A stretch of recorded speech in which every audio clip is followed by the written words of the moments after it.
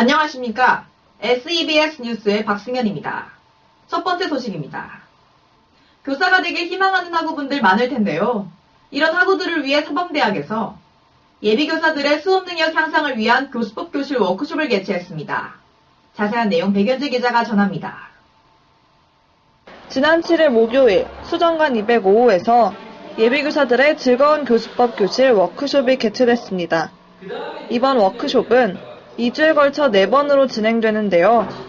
지난 7일엔 서울대 심리학과 박주용 교수가 직접 나와 묵스 이해에 대한 강의를 들을 수 있었습니다. 교사를 꿈꾸는 학우들에겐 더없이 좋은 기회가 됐습니다. 이건 주로 정보 전달인 시간이라 묵스가 뭔지 그걸 어떻게 활용할 수 있을지는 많은 이야기가 들어가 있고 그 다음에 최대한 빨리 끝낸 다음에 학생들이 질문을 하면 거기서 이렇게 답하고 이런 식으로 진행합니다.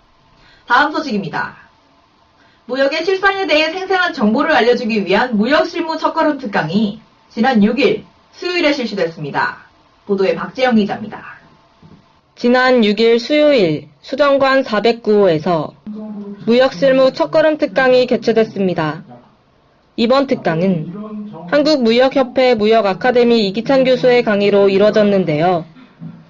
취업을 앞둔 입문대생을 위해 개최된 이번 특강에선 단기간에 유익하고 재미있게 무역 실무를 익힐 수 있는 시간이었습니다. 이번 특강은 학생들이 나중에 사회에 진출해서 무역이나 해외여행을 수행할 때 그때 필요한 실무 지식을 교육하기 위한 마지막 소식입니다. 우리 학교 교육방송국 SEBS가 오는 8일 개국 45주년을 맞이하는데요. 45주년을 맞이하는 만큼 학우분들의 많은 축하 부탁드립니다. 마성민 기자입니다.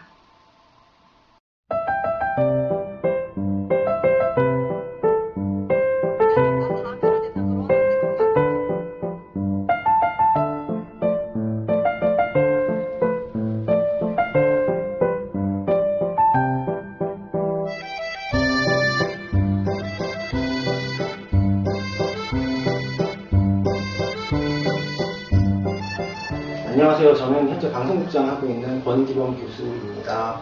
앞으로도 조금 더 의미 있고 그리고 학생들의 어떠한 의견이 잘 반영되는 그런 작업들 많이 해줬으면 좋겠습니다. 반갑습니다. 학생중심사회대 학생회장 박유림입니다.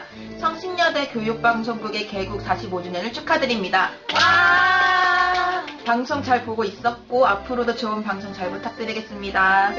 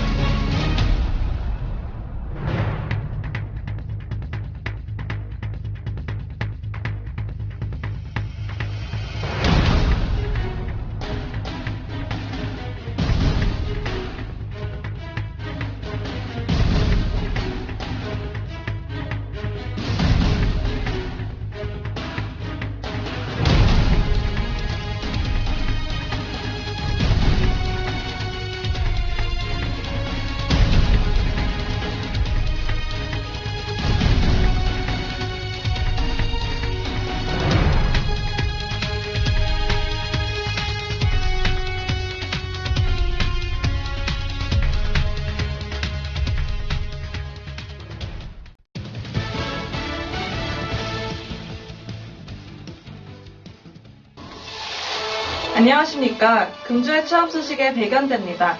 첫 번째 소식입니다. LG 생활건강에서 마케팅과 영업관리, 그리고 경영지원 신입사원을 채용합니다. 지원 자격은 4년제 대학 이상으로 전공은 무관합니다. 영어와 중국어, 그리고 일본어 가능자를 우대하고 모집 분야가 다양한 편이니 확인 후 지원해보기 바랍니다. 두 번째 소식입니다. 한국 세큐리티에서 영업본부 마케팅팀 신입사원을 채용합니다. 고용 형태는 정규직으로 6개월의 수습기간 후 정규직으로 전환됩니다. 전공에 무관하고 토익 800점 이상과 문서 활용 능력자를 우대하니 학우들의 많은 지원 바랍니다. 세 번째 소식입니다. 동부 익스프레스에서 2015년 상반기 대졸 신입사원을 채용합니다. 모집 분야는 영업과 운영, 그리고 경영 지원입니다. 지원 자격은 전학년 성적 평균 3.0 이상입니다. 어학 우수자를 우대하니 관련된 학군 지원해보면 좋을 것 같네요. 마지막 소식입니다. 대우 스포츠 산업에서 체육용품 영업 및 영업관리 사원을 모집합니다.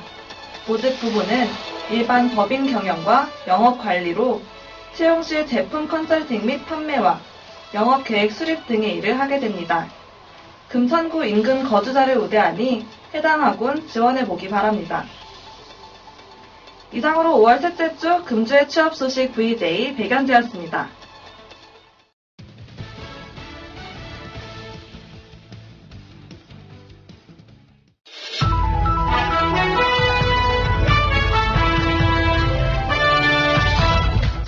사랑의 장기기증 운동본부 재단에서 대학생 홍보대사 세이브구 3기를 모집합니다. 이번 대학생 홍보대사는 사후 장기기증 문화의 활성화를 위해 마련됐으며 캠페인 활동과 홍보 영상 제작 등의 활동을 하게 됩니다. 나 하나로 모두가 행복할 수 있는 이번 장기기증 홍보대사 참여해보는 것도 좋을 것 같네요.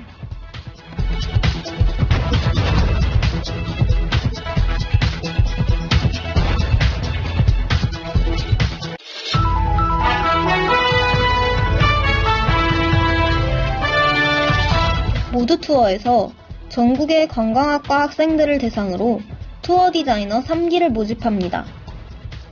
모두투어에서 주최하는 이번 행사는 여행사 실무를 직접 경험하고 글로벌 전문 관광 경연인으로 발돋움할 수 있는 최고의 기회라고 알려져 있는데요.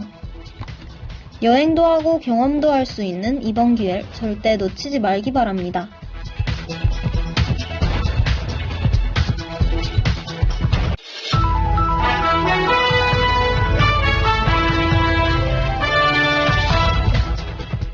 젊어서의 고생은 사서도 한단 말이 있죠.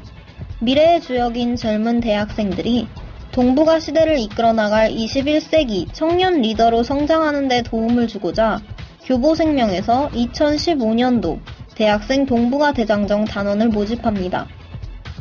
10여일에 걸쳐 카자흐스탄 및 우즈베키스탄 일대를 돌아볼 수 있는 이번 프로그램은 젊은 날의 소중한 추억으로 남을 것 같습니다.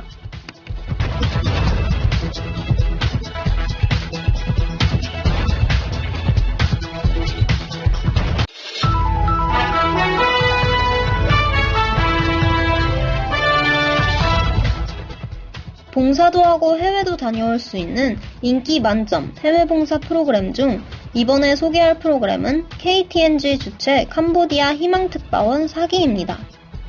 이번 희망특파원 4기에 선발되면 7월 15일 수요일부터 27일 월요일까지 봉사활동과 재능기부, 그리고 문화탐방의 기회까지 주어지는데요.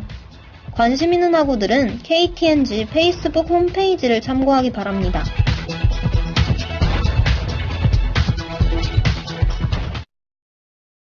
정치권이 국민연금을 더 내고 더 받자는 쪽으로 합의를 이룬 것에 대해 벌써 반발 목소리가 거셉니다. 매달 더 내야 하는 보험료도 부담인데다 미래 세대가 저소득층의 부담이 더 크다는 겁니다. 김잔디 기자가 시민들의 목소리를 들었습니다. 여야가 노후에 국민연금을 더 돌려준다는 데 합의했지만 시민들은 그리 달갑지 않습니다. 당장 매달 내야 하는 보험료 인상이 무거운 부담으로 다가오기 때문입니다. 이 돈은 다 나중에 못 받을 수도 있겠다라고 생각하는데 계속 내니까 그에 대해서 좀 손해를 본다? 그런 느낌이 드는 것 같아요. 사실 지금 당장 생활도 힘든데 큰 비율로 또 올려서 더 내야 된다는 게 나중에 보장도 없는 거에 대한 불확실한 미래에 투자를 한다는 거는 좀 말이 안 된다고 생각을 하거든요. 정치권의 개혁안대로 하려면 국민연금 보험료를 올려야 하고 매달 내야 하는 보험료가 최대 19%, 즉 지금의 2배가 넘습니다. 국민들의 생각을 묻는 과정이 아예 생략된 절차상의 문제도 크다는 지적입니다. 지금 당장 그런 납득 과정이 없이 바로 월급에서 얼마만큼 늘어난다는 것부터가 딱 결정이 나버리면 당연히 지금 생활하는 사람으로서는 반대를 할 수밖에 없는 것 같아요. 차근차근히 해야 될 것 같아요. 공무원 연금에서 아낀 금액을 국민연금에 쓴다지만 금액이 턱없이 부족한 데다 불확실합니다. 가뜩이나 경기도 좋지 않은데 준조세격인 보험료가 오르 여야가 공무원 연금 개혁과 연계된 국민연금 소득대체율 50% 인상 명시 여부를 놓고 막판 진통을 거듭하다 끝내 합의점을 찾지 못했습니다. 네, 국회 본회의 처리가 무산되면서 공무원 연금 개혁안은 사실상 원점에서 다시 논의하게 됐습니다. 네, 취재기자 연결하겠습니다. 이승현 기자. 네, 국회에 나와 있습니다. 여야가 끝내 합의점 찾지 못했다고요? 네, 그렇습니다. 여야가 연금개혁안 합의안을 놓고 막판까지 진통을 거듭했지만 끝내 합의가 불발됐습니다. 여야가 합의점을 이렇게 찾지 못하면서 국회 본회의는 1시간 전에 해산됐고 결국 4월 임시국회에서는 합의안 처리가 무산됐습니다. 앞서 새누리당은 의원총회를 열고 새정치민주연합이 제시한 합의안을 받아들이지 않기로 결정을 했습니다. 새정치연합 역시 의원총회와 최고위원회를 열어 대응 방안을 논의했지만 여당이 합의안을 거부하면서 끝내 합의점을 찾지 못했습니다. 네, 공무원 연금법안은 여야 대표 합의로 특위에서 통과됐던 사안인데 어떤 부분이 발목을 잡은 겁니까? 네, 여야는 소득대체율 목표 수치 50%를 국회 부칙 별지에 명시하는 것을 놓고 막판 진통을 거듭했습니다. 새누리당은 법적 강제성과 법적 효력이 없고 논의 대상에 불과하다는 입장을 보인 반면 새정치연합은 부칙 별지도 법적 효력이 있어서 소득대체율 50%를 반드시 달성해야 한다며 맞서왔습니다. 앞서 여야는 오늘 원내 지도부 회동에서 야당이 요구했던 국회 규칙 대신에 부칙 별지에 50%를 명시하기로 잠정 합의했습니다. 하지만 새누리당은 의원총회를 통해 합의안 거부를 결정했고 새정치연합 역시 적절한 대응 방안을 찾지 못하면서 개혁안을 사실상 원점에서 다시 논의하게 됐습니다. 다만 새누리당은 이달 중순 원포인트 국회를 열어서 공무원 연금 개혁안 처리를 위한 방안을 찾겠다는 방침을 세웠고 새정치연합은 5월 11일부터 임시국회를 열어달라는 임시국회 소집 요구서를 제출한 상황이어서 여야가 새로운 접점을 찾을 가능성은 아직 남아있습니다. 네, 본회의가 무산되면서 이 공무원 연금 합의안 이외에 다른 민생 법안들에 대한 처리도 무산된 거죠? 네, 그렇습니다. 오늘 본회의 처리가 예상됐던 연말정산보완 소득세 법안 등 각종 경제 활성화 법안 역시 4월 본회의에서 처리하지 못하게 됐습니다. 새정치민주연합은 소득대체율 50%와 관련한 요구를 새누리당이 거부하면서 국회 본회의에서 상정된 다른 법안 처리에 협조할 수 없다는 입장을 분명히 하면서 현재 상황을 긴급사태로 규정했습니다. 앞서 국회 법사위는 상가 세입자에게 권리금 회수 기회를 주는 상가 임대차 보호법 개정안과 이 담배값의 경고 그림을 의무적으로 표시하도록 한 국민건강증진법 개정안, 또 연말정산보완 소득세 법안 등을 처리해서 이 본회의 통과가 확실시된 상황이었습니다. 하지만 공무원 연금 법안 본회의 처리가 무산돼 국회 본회의가 해산되면서 이 상임위에서 처리된 법안들 역시 본회의 처리가 무산됐습니다. 이와 함께 일자리 창출 법안으로 불리는 서비스 산업 발전 기본법, 또 학교와 호텔을 허용하는 관광진흥법 개정안 등 경제 활성화법 대부분은 야당의 반대로 관련 상임위에서 통과되지 못했습니다. 이에 따라 4월 임시국회에서도 주요 민생 법안 처리는 무산됐고 6월 국회로 넘어가게 됐습니다. 지금까지 국회에서 YTN 이승현입니다. 여러분 안녕하십니까. 가까스로 합의됐던 공무원 연금 개혁안의 국회 처리가 끝내 무산됐습니다. 여야는 서로 책임을 떠넘기고 있습니다. 먼저 조영익 기자가 전해드립니다. 국회 공무원 연금개혁 특위 소속 새누리당 의원들은 법안 처리 무산은 야당의 책임이라며 근거를 밝혔습니다. 특히 국민연금 소득 대체율 50% 명기는 공무원 단체가 아닌 야당의 요구였고 합의를 깨기 위한 무리한 것이었다고 비판했습니다.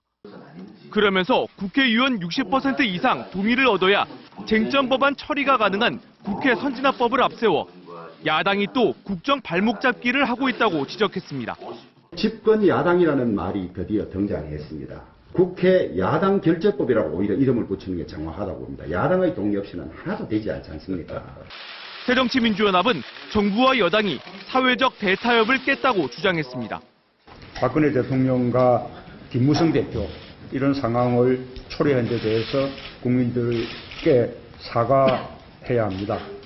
또 소득 대체율을 50%로 올리면 국민연금 보험료를 2배가량 인상해야 한다고 말했던 문영표 복지부 장관에 대해 문 장관이 여론을 호도하고 있다면서 해임 건의안 제출을 검토하기로 했습니다. 이런 가운데 연말정산 추가 환급, 상가 임대차 보호법 같은 민생 법안을 포함해 100여 개 법안도 처리되지 못했습니다. 야당 요구로 오는 11일부터 5월 임시국회가 열릴 예정이지만 제 협상은 험난할 것으로 보입니다. MBC 뉴스 조영익입니다.